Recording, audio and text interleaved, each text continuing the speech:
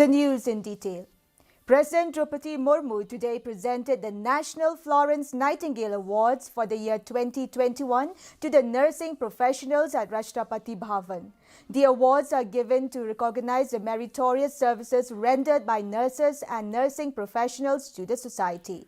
It was instituted in 1973 by the Union Health and Family Welfare Ministry.